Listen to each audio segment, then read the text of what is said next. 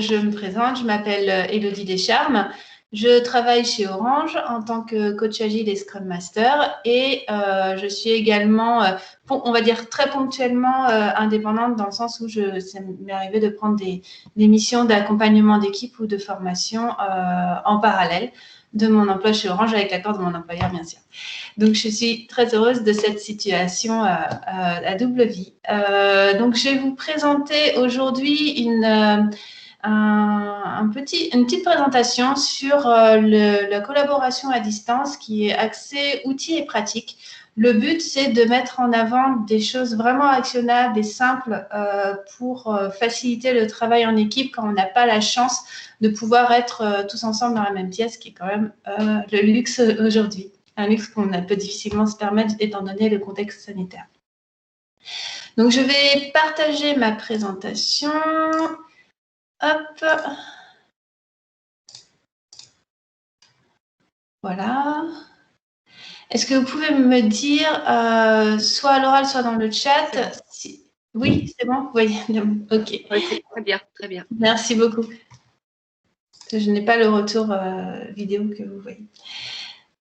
Donc, pour cette présentation, donc, je vais commencer par poser un peu le cadre de l'intervention. Donc, comme j'insistais pour commencer dès maintenant, parce que c'est important pour moi de commencer à l'heure et de terminer à l'heure. C'est un peu un contrat qu'on passe entre nous. Donc, voilà, je m'engage à terminer à l'heure à 18h30.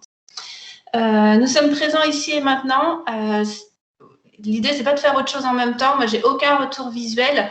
Bien sûr, c'est la responsabilité de chacun, mais comme l'animation de n'importe quelle réunion à distance, j'insiste sur le fait que je demande aux personnes qui participent d'être présents réellement. Et dans le cadre de cette présentation en particulier, étant donné que j'ai pas mal de contenu, je préfère en fait dérouler la présentation et prendre vos questions à la fin. Si vous le voulez bien, on aura du temps à la fin pour les questions et pour maniper un peu plus sur les outils.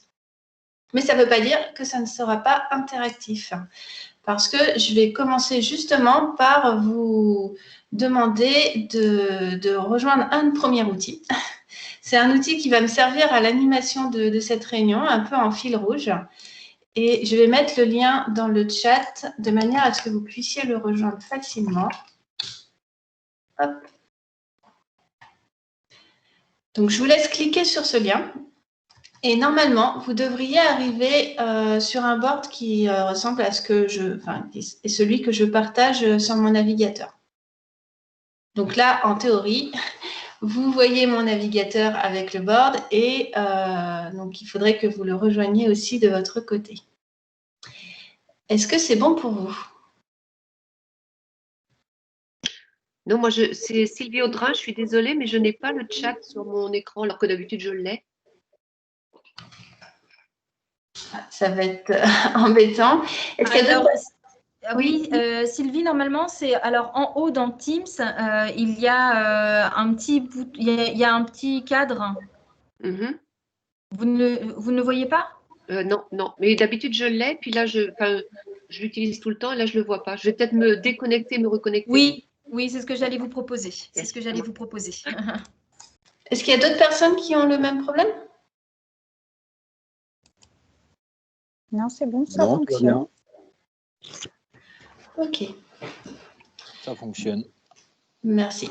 Je vais laisser juste le temps à Sylvie de se déconnecter et se reconnecter. Et pendant ce temps-là, donc, je vais vous présenter ce board. Donc, c'est un outil que j'utilise souvent pour l'animation de réunions à distance, dans la mesure où il est vraiment simple. Comme vous voyez, c'est une URL à partager et il n'y a pas besoin de créer de compte, il n'y a pas besoin de rentrer de mot de passe. On peut interagir avec un outil qui présente des colonnes et des cartes dans les colonnes. C'est vraiment hyper basique. Donc, ce que je vais vous demander dans un premier temps, on va se concentrer sur la toute première colonne qui s'appelle « Collaborer à distance, quelles sont les difficultés ?» Et je vais vous laisser quelques minutes pour me dire, par l'intermédiaire de cette colonne-là, quelles sont les difficultés que vous voyez dans la collaboration à distance, quels sont les points de douleur. Donc, vous pouvez cliquer sur le petit plus de cette colonne-là, rajouter une carte. Donc là, je le fais en rajoutant une carte qui s'appelle test. Je la supprimerai après. Voilà. Merci. Donc, je vois les Je vous laisse deux petites minutes pour ajouter les cartes sur ce qui représente pour vous des difficultés. Oui, excusez-moi, Elodie, est-ce que vous voulez bien renvoyer le lien parce que c'est Sylvie Audrin, là j'ai le chat et donc je n'ai pas le lien dessus. Vous voulez bien me le renvoyer? Voilà. Merci. Donc, avoir du feedback. Effectivement, là, je suis dans une configuration où je ne vous vois pas du tout. Donc, c'est difficile d'avoir du feedback. Éviter que tout le monde ne parle en même temps, tout à fait. Ce qui est lié à la difficulté d'avoir du feedback non verbal, parce que le mécanisme de prise de parole dans une réunion est très lié à ce que je perçois en fait des autres personnes, notamment par le non verbal.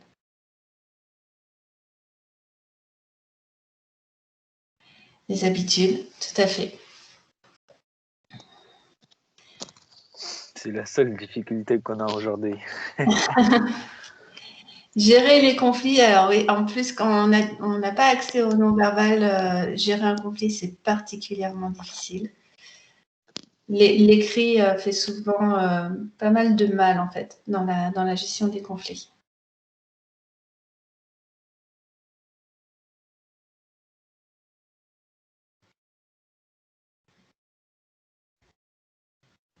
Je ne sais pas si vous avez d'autres idées. La barrière culturelle. Là, ça m'intéresserait de comprendre un peu mieux, en fait, dans le cas où on est à distance avec d'autres pays, j'imagine. Ça peut être les barrières culturelles, ça peut être... En France, on n'a pas tant que ça d'habitude de travailler à distance. D'accord. Bonjour, les barrières culturelles, c'est vis-à-vis effectivement, quand on est deux entreprises situées sur deux continents différents. Ok. Et le temps d'interaction est forcément un échange en fait où on force la parole chacun son tour, va prendre beaucoup plus de temps. Ok, merci beaucoup pour ces éléments. Effectivement, tout ça, ce sont des difficultés sur la collaboration à distance. La partie feedback est très importante. C'est pour ça que je suis beaucoup plus à l'aise, moi, personnellement, quand les personnes utilisent la visio et que je peux les voir, ce qui n'est pas le cas avec l'outil aujourd'hui, mais voilà, c'est une partie importante. Il y a une autre définition que j'aimerais vous proposer, donc, qui est tirée d'un livre qui s'appelle « L'intelligence créative au-delà du brainstorming, innover en équipe ». Donc, dans ce livre, les auteurs présentent la collaboration dans une équipe, pas forcément à distance, hein, mais dans une équipe comme la capacité à travailler ensemble sur des idées et pour une personne, à ce que l'idée qu'elle présente suscite l'adhésion.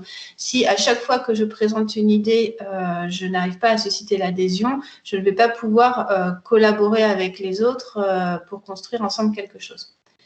Donc, il n'y a pas que ça. Il n'y a pas que ça, mais il y a notamment le fait de pouvoir partager des idées et travailler ensemble de manière constructive sur des idées. Donc, dans ce livre, il présente l'efficacité d'une idée comme étant le résultat de deux facteurs, la qualité de l'idée, forcément, mais bon, ça, c'est vraiment intrinsèque à l'idée, on n'y peut pas grand-chose, et multiplié par l'adhésion qu'elle suscite dans le groupe. Et là, on se rend compte que la distance pénalise énormément l'adhésion. C'est difficile en fait d'adhérer quand on n'a pas cette proximité humaine dans l'animation d'un groupe. Donc voilà, on voit, c'est une autre manière de présenter les choses. Tout ce que vous avez dit est valable, bien sûr. On voit également que ça va nuire à notre capacité de collaborer ensemble et construire ensemble sur les mêmes idées. Alors là, la présentation que je vais vous faire est très orientée outils et pratiques. Avant de rentrer dans la présentation de différents outils, je voulais mettre un premier warning qui est d'éviter le piège. Il y a deux pièges pour moi à éviter quand on commence à parler outils pour la collaboration à distance. Déjà, éviter de les multiplier. on a eu le cas, en fait, notamment là, lors du confinement, d'équipes qui devaient justement changer leurs habitudes et on leur propose Zoom et puis finalement, c'est pas ça, on leur propose Teams et puis finalement Webex et puis pour le board, on va tester du Fun Retro, mais en fait, on fait deux réunions avec ça et finalement, on va utiliser Klaxoon. Enfin, il y a eu beaucoup de tests d'outils, donc c'est bien de les tester. Mais on peut très, très vite perdre les personnes et perdre l'adhésion des personnes uniquement en multipliant les outils. Donc, une première bonne pratique, en fait, que j'aimerais vous proposer, c'est de définir avec l'équipe des outils de référence. Ça ne veut pas dire qu'on ne va pas pouvoir en tester d'autres et peut-être à un moment donné se rendre compte qu'il y en a un qui est mieux et changer un outil de référence, mais à un instant T, avoir un outil par défaut sur lequel on sait que c'est cet outil-là qu'on va utiliser pour échanger en live. Par exemple, ça pourrait être Teams. C'est cet outil-là qu'on va utiliser de préférence pour partager un support visuel. Il nous faut également en fait un outil pour chatter, pour échanger entre nous, entre les réunions. Donc, il y a également un outil pour ça. Et la plupart du temps, les équipes partagent aussi un outil qui est dédié au suivi d'activité. Donc, mon expérience dans l'animation d'équipe en tant que coach agile Scrum Master, surtout pendant le confinement, en fait, m'a amené à vraiment essayer de faire attention à ça et définir ces outils de référence avec l'équipe. Le deuxième point, c'est de faire attention à la surcharge de notifications. On se retrouve très vite avec des notifications mail, des notifications sur Slack, des notifications sur WhatsApp, des notifications dans Jira ou Trello ou n'importe quel autre outil.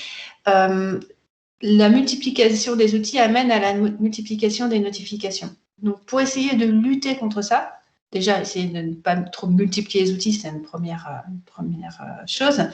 Mais ça peut être aussi que même à distance, même quand on a accès au chat, etc., si on a une question à poser à quelqu'un, on peut, si ça s'y prête, essayer de privilégier le live.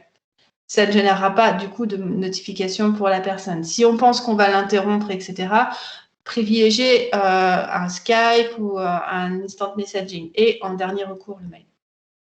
Donc, cette hiérarchie des outils, c'est pareil, elle peut être discutée et définie avec l'équipe. Par exemple, l'équipe pour laquelle je suis Scrum Master actuellement a défini son canal de communication par défaut comme Mattermost. Ça veut dire que si je veux envoyer une information à l'équipe, ça ne sert à rien que je l'envoie par mail. Je sais que j'ai 80% de l'équipe qui ne consulte pas ces mails et c'est normal puisqu'on a défini notre canal de communication comme étant un seul outil qui est Mattermost. Après, il y a plein de paramètres donc, pour choisir ces outils. Donc, bien sûr, si on veut des outils de référence qu'on va garder un certain temps dans l'équipe avant d'échanger, il faut prendre le temps de les choisir et il faut prendre un certain nombre de considérations. Déjà, est-ce que c'est un outil dont je vais avoir besoin très ponctuellement et après j'en aurai plus besoin, donc avec une équipe donnée. Donc, par exemple, ici, dans l'animation de notre séminaire, j'ai choisi d'utiliser un petit peu Fun Retro pour avoir quelque chose de légèrement interactif. J'ai choisi quelque chose de simplissime parce que je sais que ça ne va pas être persistant. Si j'étais en travail avec vous et que je savais qu'on allait travailler ensemble pendant les 3-4 prochains mois, peut-être que je choisirai un outil plus évolué qui me permettra de faire plus de choses, mais je sais qu'il y a une mini montée en compétences. Voilà. Donc, choisir en fonction de l'urgence et la persistance du besoin, de l'accessibilité technique. C'est important de savoir si tout le monde, avec les conditions de connectivité qu'il a au travail ou chez lui, peut accéder à l'outil dans de bonnes conditions. La simplicité d'utilisation, bien sûr, robustesse, fiabilité de la solution. Est-ce que je veux un outil qui est accessible uniquement sur PC ou aussi sur mobile avec une app? Ça dépend des habitudes de l'équipe, en fait, et ça doit être pris en compte. La confidentialité de l'information. Alors, bien sûr, si ce qu'on avait à partager aujourd'hui était ultra confidentiel, je n'aurais pas utilisé un outil avec une URL en accès libre sans création de compte, sans mot de passe. Donc, c'est également à prendre en compte. Et bien sûr, le coût dans le cas où c'est des outils payants. Donc, ça, c'était ma petite introduction. Pour la suite de la présentation, je vais vous présenter pour chaque besoin. Donc, les besoins, c'est ceux que j'ai listés avant. Donc, échanger en live, partager un support visuel, échanger en off et suivre l'activité. Donc, pour ces 4 besoins, je vais vous présenter d'abord quelques pratiques que je mets en œuvre, j'essaye de mettre en œuvre avec les équipes que j'accompagne. Un test, je vous mettrai à disposition un lien de test vers un exemple d'outil simple et gratuit qui permet de répondre à ce besoin. Et je listerai d'autres outils. On n'aura pas le temps, dans le cadre de la session, de tester toutes les URL de test. J'ai pris le parti de les mettre dans le board Fun Rétro, donc celui auquel vous avez normalement déjà accédé une première fois. Hop, je vais réafficher. Voilà, donc dans la deuxième colonne, vous avez un certain nombre d'outils qui sont listés. Je vais les expliciter dans la présentation. J'ai généré à chaque fois des URL de test. Donc, je vous laisse complètement libre là-dessus. C'est vraiment des URL de test où il y a aucun problème pour créer du contenu, en modifier. Vous ne pouvez pas faire de bêtises dessus, mais c'est pour vous permettre de tester au moins une fois ces outils-là. Et je vous laisse complètement en autonomie là-dessus si vous voulez cliquer et vous amuser avec pendant et après la présentation. À la fin, j'espère avoir le temps de rentrer un peu plus dans le détail d'au moins un ou deux de ces outils-là. Hop, donc je reviens sur la présentation. Je vais afficher en plein écran. Voilà. Donc, pour la partie échanger en live. Donc, ce que j'appelle échanger en live, c'est exactement ce qu'on est en train de faire. C'est animer une réunion à distance, faire une présentation à distance, échanger de vive voix, on va dire. Donc, pour moi, il y a un certain nombre de bonnes pratiques auxquelles il faut faire attention. Tout d'abord, l'accessibilité et le respect. Donc, il faut faire des tests avant de choisir un outil pour savoir s'il est bien accessible à l'ensemble des personnes de l'équipe. Ça paraît évident à dire comme ça, mais j'ai eu des problèmes, par exemple, avec un outil qui s'appelle Pexip, que je liste dans les outils suivants, qui, par exemple, quand la connexion était mauvaise, arrêtait le flux. C'est-à-dire qu'on n'avait pas un flux audio dégradé et un flux vidéo dégradé. La personne qui avait pas la fibre chez elle et qui avait une connectivité limitée ne voyait plus rien. Donc là, on était clairement en fait sur un outil qui n'était pas accessible par l'ensemble des personnes de l'équipe. Sans même parler en fait de l'accessibilité au sens handicap de l'interface. Et également le respect. Alors, j'ai tendance à encourager l'usage de la vidéo, mais je suis absolument contre le fait de l'imposer. Je pense que c'est une question, un choix personnel de savoir si on veut ou pas apparaître en vidéo. C'est beaucoup plus simple parce que au niveau de l'animation, parce qu'on a un retour sur le non-verbal, même s'il n'est pas tout à fait équivalent à celui qu'on aurait en physique, mais je conseillerais quand même de ne pas l'imposer. Le deuxième point, c'est renforcer le cadre. J'ai très rapidement, au début de la réunion, ajouté une slide pour simplement dire que je préférais avoir les questions à la fin, qu'on commençait à l'heure et qu'on terminerait à l'heure, ce genre de choses. Ça, qu'on soit à distance ou pas, c'est important de le faire dans n'importe quelle réunion. Mais là, comme on a une difficulté supplémentaire avec la distance, autant être irréprochable sur le reste. Ça ne sert à rien d'accumuler les problèmes. Donc, je pense que c'est d'autant plus important à distance de bien cadrer la réunion. Demander l'attention et la permettre, c'est difficile en fait de se concentrer à distance plus qu'en présentiel. Les coéquipiciens nous disent que notre capacité de concentration en moyenne, elle est de 45 minutes, y compris en présentiel d'ailleurs. Donc, la pratique que j'utilise et que je vous conseille, c'est si la réunion dure plus d'une heure, une heure ça va encore, mais si la réunion dure plus d'une heure, alors alterner 45 minutes de réunion, 15 minutes de pause.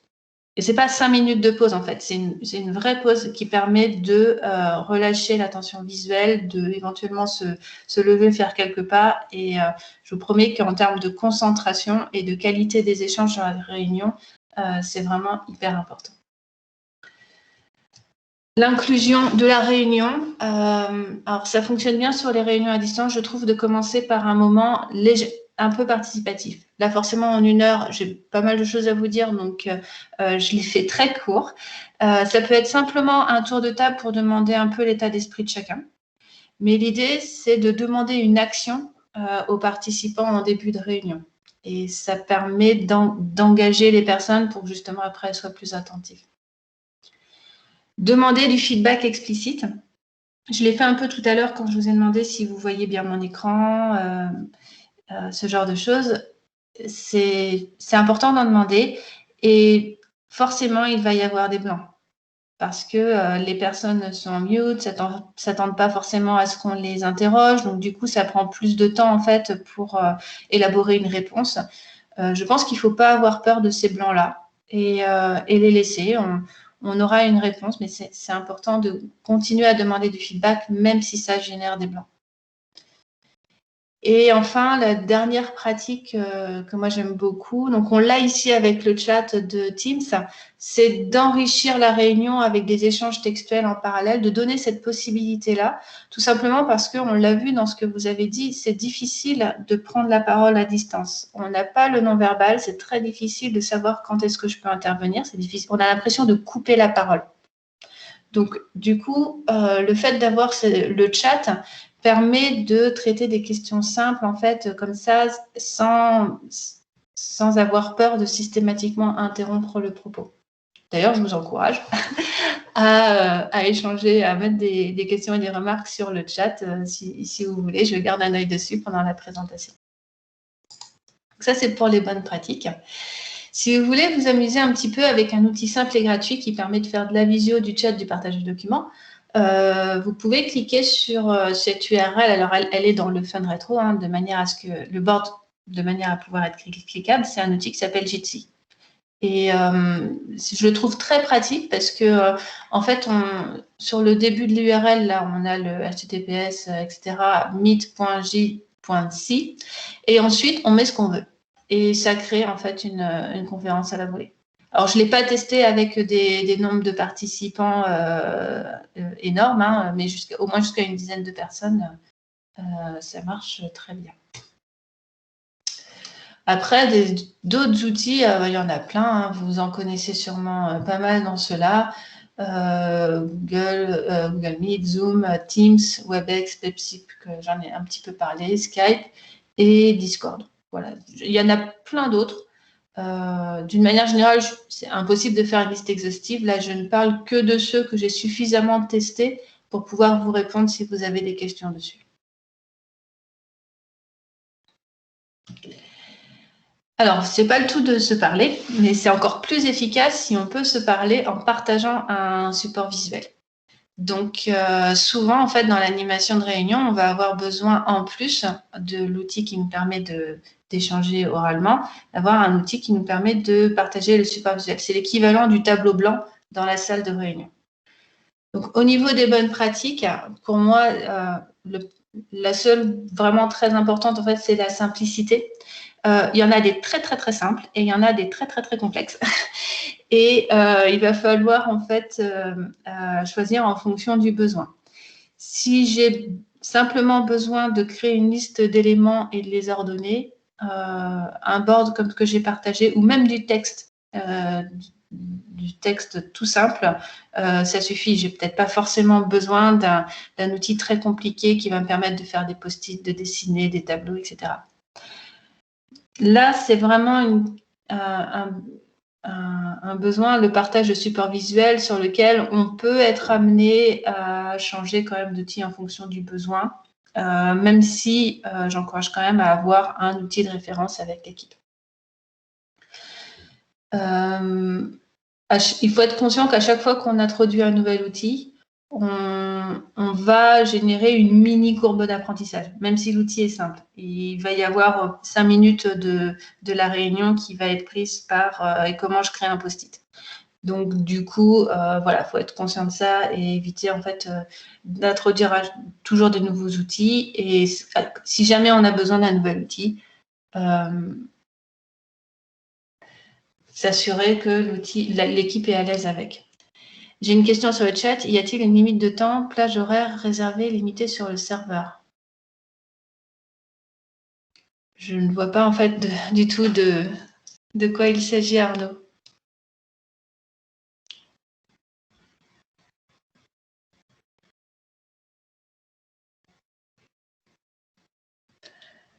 Ah, peut-être pour Teams ou non pour le board. Je ne sais pas. Je ne comprends pas bien la question. Je ne sais pas si Arnaud, si tu as ton micro d'activer. Oui, vous m'entendez? Oui, je vous entends. Moi, j'ai fait quelques réunions sur Zoom via une communauté sur des programmes courts. Et en fait, il y a un temps de réservation sur vous réservez un créneau horaire pour organiser votre réunion. Oui, en fait, sur Zoom, c'est je crois que sur la version gratuite, les réunions sont limitées à 45 minutes. Voilà, c'est ça, oui. Il faut en fait une licence. Non, c'est simplement en fait une histoire de gratuit payant. Hein. Il faut une licence en fait pour faire des réunions plus longues. Après, quand on a une licence, il n'y a pas de. Enfin, voilà, on peut faire des réunions de 3, 4, 5, 6 heures si on veut. Ah, d'accord. Voilà. Ok. D'accord, merci. Pas de souci. Donc, en exemple d'outils simples, alors le plus simple, simplissime que vous pouvez avoir pour partager un support visuel, c'est le texte. Là, vous avez un outil où vous pouvez générer à la volée une URL qui est accessible, pareil, sans création de compte, sans mot de passe, qui vous permet de partager un pad, donc un texte très simple où tout le monde va pouvoir écrire des trucs et les différents contributeurs sont identifiés avec un code couleur. Donc là, moi, j'avais rajouté au texte « Qu'en pensez-vous ?» Donc, j'apparaissais en violet. Voilà, donc c'est vraiment le niveau zéro du support visuel, mais la plupart du temps, ça suffit. Donc, du coup, pourquoi aller chercher quelque chose de plus compliqué? Il y a un autre outil simple et gratuit, mais du coup, là, pour le coup, avec beaucoup plus de fonctionnalités, on est sur du partage de type tableau blanc où on peut avoir des visuels et rajouter des post-it dessus, du texte, du dessin, etc. Donc là, c'est whiteboard.team. Je vous ai donné également l'URL pour jouer un petit peu avec. Là, j'ai initialisé le board de test avec un template de Lean Canva. Donc, je pense que c'est quelque chose que vous avez vu ou vous allez voir dans un autre séminaire. Donc là, typiquement, pour une animation d'équipe, on peut imaginer partager ce visuel-là et en même temps qu'on discute, on rajoute des post-it dans les différentes cases pour construire ensemble un Lean Canva. Alors, cet outil-là, whiteboard.team, il est également totalement gratuit. Par contre, d'un point de vue ergonomie, bon, c'est pas le top. Après, il y a d'autres outils qui sont pour le coup payants. Donc là, je vous propose une URL sur Klaxoon. Donc Klaxoon, moi j'ai une licence. L'organisateur doit avoir une licence. Après, toutes les personnes qui se connectent dessus peuvent le faire de manière gratuite. Et vous avez à peu près les mêmes fonctionnalités de visuel, de post-it, de texte, etc. Mais avec une ergonomie qui le rend beaucoup plus facile d'utilisation en fait que whiteboard.team. Par contre là, l'organisateur, le créateur du board doit avoir une licence. Ou je crois qu'on a le droit à 3 boards gratuits, mais voilà, c'est assez vite limité. Et toujours pour d'autres outils pour lesquels je n'ai pas forcément généré les URL de test, mais vous pouvez avoir envie de partager un tableur collaboratif, donc c'est possible avec Framacalc. Vous pouvez avoir envie de partager une mind map. FunRetro fait partie de ces outils-là. Je l'utilise pour avoir un support visuel collaboratif pendant des réunions. Et Miro, c'est on va dire un équivalent de Klaxoon que moi je trouve mieux, mais par contre les licences sont assez chères. Donc, ça, c'était des exemples d'outils et de pratiques pour partager un support visuel en même temps qu'on échange lors d'une réunion. Mais il y a tout le temps entre les réunions. Et je veux que l'équipe, elle garde le lien entre les réunions. On n'est pas chacun dans notre coin à travailler dans notre bulle en attendant la prochaine réunion. Donc là, pour éviter de générer des interruptions en permanence avec des réunions, on a tout intérêt à utiliser un outil de type chat qui va nous permettre d'échanger en off. Ce que j'appelle en off, c'est-à-dire en dehors des réunions. Donc pareil, un seul outil de référence. Je vous donnais l'exemple donc de l'équipe que j'accompagne en ce moment en tant que Scrum Master, c'est Mattermost, mais ça aurait pu être autre chose. L'équipe d'avant, c'était Slack. Bref, ils ont c'est des outils différents, mais avec des usages assez similaires. Et qui ont l'avantage, ces outils-là ont l'avantage de permettre d'organiser les conversations par canaux de communication, par channel. Du coup, au niveau de la gestion des notifications, ça va être pas mal parce que peut-être qu'il y a des channels qui m'intéressent moins. Par exemple, sur le Mattermost de l'équipe dans laquelle je suis aujourd'hui, il y a un channel sur un méthode et outils, un channel sur le dev front-end, le dev back-end, etc. Tous les channels techniques, par exemple, je ne les suis pas particulièrement, mais c'est pas grave, je ne suis pas forcément attendue dessus. Donc, ça limite, en fait, cette organisation des canaux de communication dans l'outil permet de limiter les notifications. Et encore une fois, limiter l'usage du mail au maximum. Alors, d'une part, à cause de la lourdeur que ça génère en termes de notifications, on a tendance à mettre tout le monde en copie d'un mail, mais aussi, comme je le mets sur la droite, du fait de l'impact du mail dans l'impact du numérique au global. On est sur des solutions beaucoup plus légères et moins consommatrices sur des solutions de chat.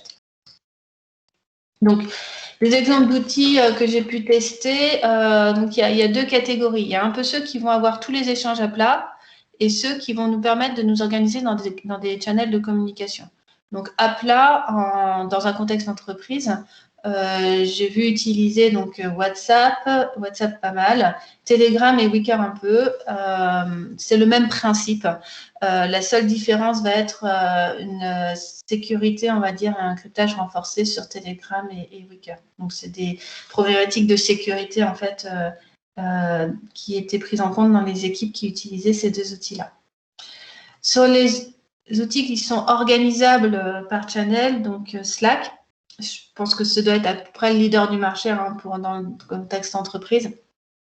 On peut l'utiliser gratuitement, mais avec une limite, je crois, à 10 000 messages. C'est-à-dire qu'à un moment donné, si l'équipe dépasse ça, il va falloir recréer un autre serveur. C'est un peu dommage.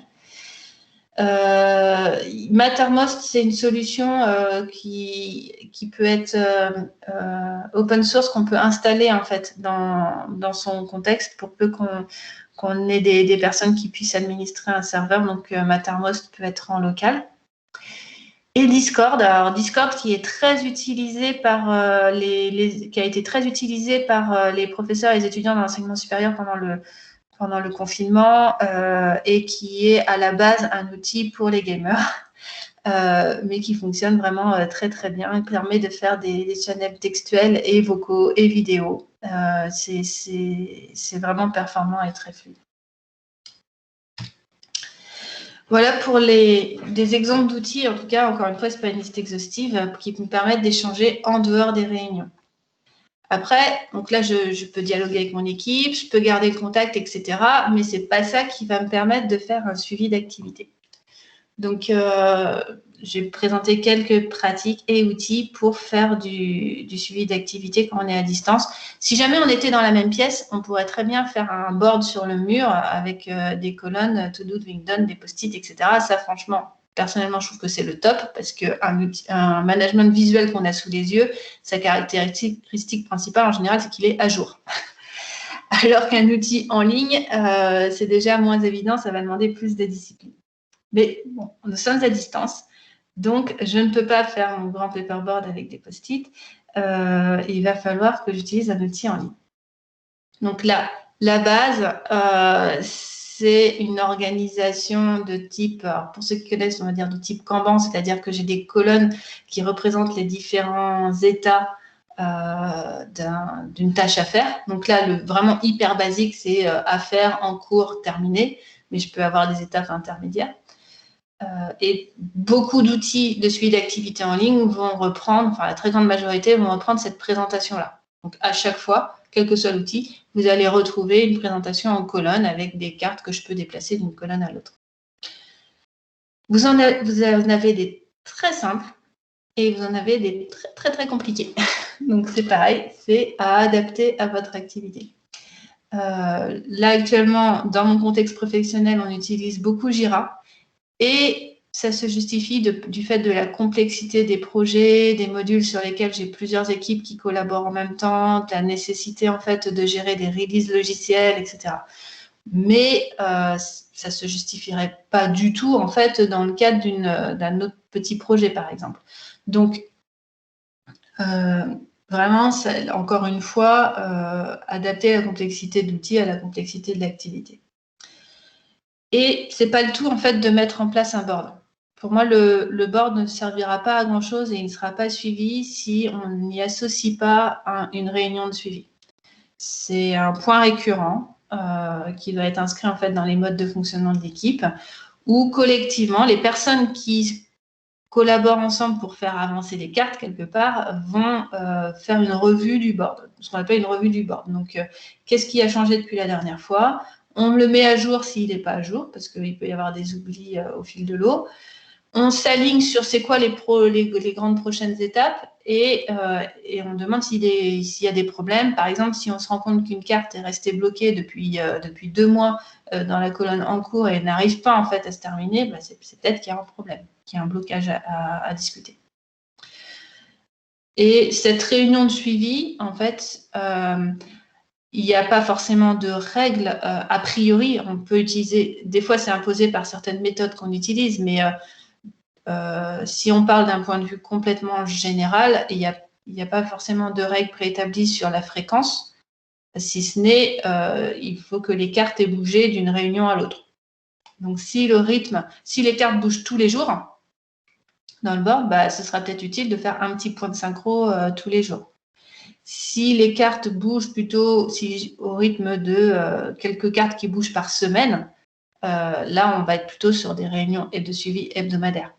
Et forcément, plus elles sont rapprochées, plus on essaye de les faire courtes. Pas une réunion de suivi d'une demi-heure tous les jours non plus. Voilà, donc ça c'est au niveau du suivi d'activité, quelques pratiques générales. Après, au niveau des outils, on va dire que le leader sur le marché qui est simple et gratuit, pour moi c'est Trello, qui se présente à peu près comme ça. Là, c'est une copie d'écran du board sur lequel vous arriverez si vous cliquez sur l'URL de test. Il permet de créer des boards privés, des boards publics. Là, c'est un board public pour que vous puissiez vous amuser avec. Et toujours le même principe, hein, des colonnes, des cartes dans les colonnes qu'on peut déplacer en drag and drop, qu'on peut affecter à des personnes, une ou plusieurs personnes, on peut mettre des tags. Enfin, voilà. Après, il y a pas mal de fonctionnalités un petit peu annexes, mais vraiment toujours ce même principe de base de colonnes et de cartes qui bougent dans les colonnes. Et normalement, le but du jeu, c'est qu'en un coup d'œil, je puisse voir où en est l'équipe de son activité. Et il y en a plein d'autres qui existent. Donc, dans la catégorie logiciel libre, j'ai l'équivalent de Trello avec Framaboard. Weekend qui a une solution à héberger un petit peu comme on avait Mattermost tout à l'heure, qui est exactement sur le même principe que Trello. Et ensuite, les 3 à droite sont plus orientés méthode de développement logiciel à la base. Donc, on peut les utiliser pour autre chose, mais dans le vocabulaire qui est utilisé dans l'outil, c'est quand même assez tagué méthode Scrum ou Kanban. Donc, Taiga permet de faire du Scrum ou du Kanban, Linkit est dédié à Kanban et Jira permet de faire du Scrum ou du Kanban. Après, on retrouve la même présentation, colonne, carte, mais c'est simplement que vous allez avoir un certain vocabulaire et des fonctionnalités annexes qui sont plus orientées sur des méthodes de développement logiciel pour les 3 de droite, par rapport aux 2 de gauche là et Trello qui sont vraiment génériques. Alors, pour conclure, Mes petits préférés à moi, c'est Discord pour tout ce qui est communication à la fois synchrone et asynchrone, textuel, vocal, vidéo. Je le trouve vraiment hyper simple d'utilisation et très très souple. On peut vraiment créer des channels à la volée, avoir des rooms permanentes pour se retrouver en audio, vidéo. C'est vraiment, je trouve, un très bon outil. Par contre, il ne permet pas de partager un support visuel simplement. Pour ça, je préfère utiliser Miro, qui a vraiment une super ergonomie. Miro permet d'avoir 3 boards gratuits. C'est ça que j'utilise. Au-delà de ça, les licences sont assez onéreuses par contre. Et Trello pour le suivi d'activités. Je ne l'utiliserai pas pour un projet complexe parce que ça reste assez basique, mais pour la très grande majorité des projets, je trouve qu'il est vraiment tout à fait suffisant et simple d'utilisation. Et j'ai aucune... je ne veux pas que ça soit pris comme pour la promotion, je n'ai pas d'action là-dedans, c'est simplement un retour d'expérience. Après, ce qui est très intéressant, c'est… Une petite commission? Hein? Même pas de petite commission? Non, non. Ah, j'aurais dû demander. Hein. Vous faites bien la promotion. Bah, c'est ce que moi j'utilise et que j'aime bien utiliser. Et après, comme je disais, le mieux c'est quand même de les tester pour se faire son idée. Et c'est pour ça que je vous ai mis plein d'URL pour jouer avec. J'utilise pour partage d'expérience, j'utilise Discord dans le cadre d'un projet international. On est dans plus de 40 pays dans ce projet et c'est très bien parce qu'on peut créer des chaînes soit par utilisateur avec les tâches qui peuvent être assignées et le partage de documents d'écran. Enfin, c'est oui. Pour tout ce qui est en live, en fait, moi je le trouve top. C'est ça. Et ça permet d'avoir une traçabilité en fait et le contrôle de tout ce qui est partagé en fait. On peut avoir la visibilité sur l'ensemble des échanges. Ouais. Je vous encourage à aller voir en fait les outils qui sont disponibles en fait dans la catégorie du logiciel libre. Donc Framasoft, donc c'est une initiative pour soutenir l'éducation en fait. Une initiative qui considère que ces logiciels-là sont indispensables, ces fonctionnalités-là sont indispensables pour partager, pour l'éducation, pour voilà, plein de choses, et qu'ils doivent être disponibles de manière libre et gratuite.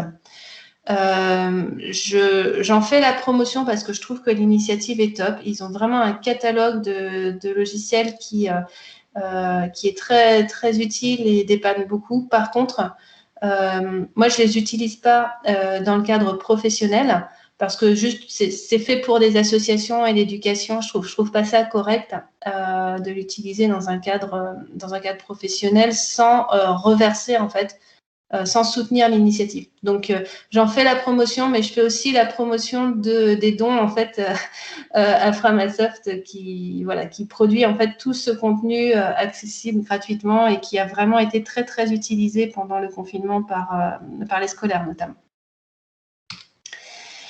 Alors, en conclusion, animer une réunion à distance, voilà, on a parlé beaucoup d'outils, mais en final, c'est avant tout animer une réunion. Et la distance nous rajoute une difficulté, donc il faudrait être irréprochable sur le reste. Je vous conseille ce petit livre qui s'appelle « Guide de survie aux réunions », tout simplement parce qu'il détaille différents types de réunions. Et il dit on ne va pas utiliser les mêmes outils, les mêmes pratiques pour une réunion d'information, de synchronisation, d'analyse de problèmes. Une réunion, on va chercher à générer des idées. Une réunion, on va construire un plan d'action. Ou une réunion, on va devoir prendre des décisions. On peut passer par ces différentes phases dans la même réunion, mais on va les gérer différemment en termes d'animation et avec différentes pratiques. Donc, il y a plein de petites techniques, en fait, utiles dans ce bouquin-là que je vous conseille vivement. Et voilà, donc fixer un cadre, respecter l'ordre du jour, le timing, essayer de… Là, on est sur une réunion de présentation, donc je n'ai pas trop de problème de gérer la prise de parole dans une discussion, mais voilà, tout ça, en fait, il faut vraiment y porter attention parce que ça ne sert à rien de se rajouter les difficultés alors qu'on a en plus la distance à gérer.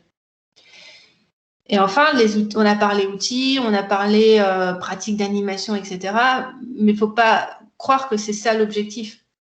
Mon objectif, ce n'est pas que l'équipe utilise impeccablement Klaxoon ou Trello ou autre. Ça, ce n'est pas mon objectif. Mon objectif, c'est de rapprocher les gens. Donc, les outils, c'est bien quand ça nous aide. Il ne faut pas non plus trop se focaliser dessus.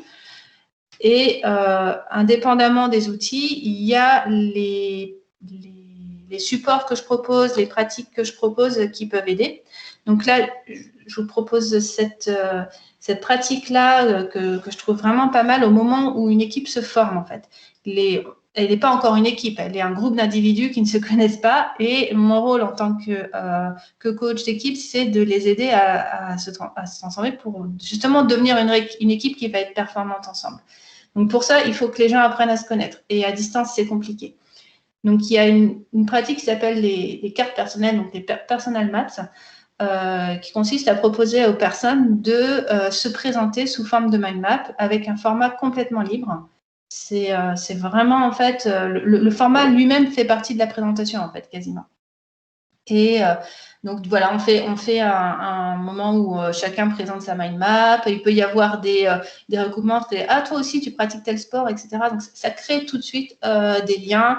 C'est pas figé comme format. Ça reste relativement informel. Et ça, en fait, on peut le mettre sur, par exemple, un board partagé permanent qu'on aura avec l'équipe. Je vous ai mis en bas à droite le petit bouquin dont c'est issu. Il y a plein de techniques comme ça. Et c'est encore une bonne lecture, je trouve. Donc, le but de tout ça, c'est dans un groupe d'individus d'essayer qu'ils se connaissent suffisamment pour développer de la confiance. Après, une fois que j'ai la confiance, une équipe qui se connaît un minimum, c'est pas suffisant. Il faut en plus que la notion de responsabilité collective, de redevabilité. Pourquoi je les ai mis ensemble? Il faut les aligner sur un objectif. Donc là, je vous propose aussi un outil. Alors celui-là, il n'est pas de la littérature. C'est moi qui l'ai dessiné et qui l'utilise dans l'animation d'équipe. Il peut y avoir plein d'autres formes, hein. Là, c'est juste une proposition. Donc, comme vous avez des business Canva ou des lignes Canva pour modéliser un produit ou modéliser un business, moi, je propose un Canva pour aligner une équipe où on va se poser la question de c'est quoi le produit qu'on fait ensemble, c'est quoi les personnes qui sont autour de nous, comment est-ce qu'on demande du feedback, quand, à qui, quelle méthode on utilise, quels sont nos moyens, quels sont nos critères de succès, comment est-ce qu'on saura qu'on a réussi, quels sont les rôles, etc. Donc, en passant toutes les cases en vue et en se posant ces questions-là, en le faisant en collectif, ça permet ce que j'appelle moi aligner l'équipe sur l'objectif et développer la notion de responsabilité collective. Et pour terminer, une équipe. Alors, j'ai fait en sorte que les personnes se connaissent malgré la distance, d'essayer de développer la notion d'alignement et de responsabilité collective malgré la distance. Encore faut-il que cette équipe-là, elle ait un processus d'amélioration continue. Et une fois que j'ai ça, je l'ai mis en mouvement, en fait. L'idée de l'amélioration continue, c'est bien de se poser régulièrement la question, comment est-ce que je peux mieux faire? Donc, le mouvement, c'est la dernière chose qui me manquait. Donc, je vais l'utiliser dès maintenant, en fait, en revenant sur le board que je vous ai partagé tout à l'heure, donc le board Fun Rétro. Et là, c'est un mini exemple de comment demander du feedback de pratique, hein, vous l'avez peut-être déjà vu, à l'issue d'une réunion, de n'importe quelle réunion qu'on fait avec une équipe, leur demander un retour sur la réunion elle-même. C'est vraiment là qu'on va pouvoir voir, typiquement à distance, s'il y a eu des problèmes, comment les gens, avoir une idée un petit peu de comment les gens ont vécu la réunion et est-ce que pour eux, elle était efficace. Donc, cet outil-là, ça s'appelle le ROTI. ROTI, c'est pour Return on Time Invested. Donc, est-ce que j'ai bien investi cette ressource qui est mon temps? Est-ce que j'en ai tiré la valeur à la hauteur de l'investissement? Quand on est en présentiel, on le fait à main levée. Quand on est à distance, on peut le faire sur un board comme je vous le propose. Donc, si vous allez sur le board Fun Rétro, que je vais partager ici. Donc, on est sur la colonne bleue qui s'appelle ROTI Return on Time Invested. Et là, vous pouvez voter avec les petits pouces sur une carte. Je vous demande de voter que sur une seule. Donc, si vous votez sur 1, ça veut dire que la réunion, il y a 0 valeur. Vous êtes venu, vous n'avez rien appris. Si vous votez sur 2, ça veut dire que vous avez appris des trucs, il y avait de la valeur, mais pas à la hauteur du temps que vous avez investi. 3, c'est la moyenne, c'est l'équilibre. C'est bon, c'est juste la moyenne. Vous avez investi du temps, vous en avez eu pour votre temps, mais sans plus. 4, vous pensez que c'était un petit peu au-dessus de la moyenne en termes d'investissement. Et 5, il y a vraiment une notion de je vais en tirer des choses qui vont me servir ensuite dans la durée. Et donc, du coup, c'est vraiment quelque chose qui est utile pour moi au-delà du temps investi. Donc, merci. Je vois les votes qui commencent à apparaître. Surtout si vous pensez, il y a vraiment la notion aussi de feedback honnête. Ça ne me dérange pas du tout d'avoir des 1, des 2 ou des 3. Ça va avec la question que je vais vous poser juste derrière, donc qui correspond à la dernière question, la dernière colonne de mon board. Est-ce que vous avez des idées pour faire mieux la prochaine fois? Quelqu'un qui a mis 2. C'est un feedback hyper utile. Moi, je vous remercie vraiment. Mais à ce moment-là, qu'est-ce qui clochait? Qu'est-ce que je peux faire mieux la prochaine fois? Donc voilà, je vais vous laisser en fait compléter continuer à voter et éventuellement mettre des idées pour faire mieux la prochaine fois dans la dernière colonne.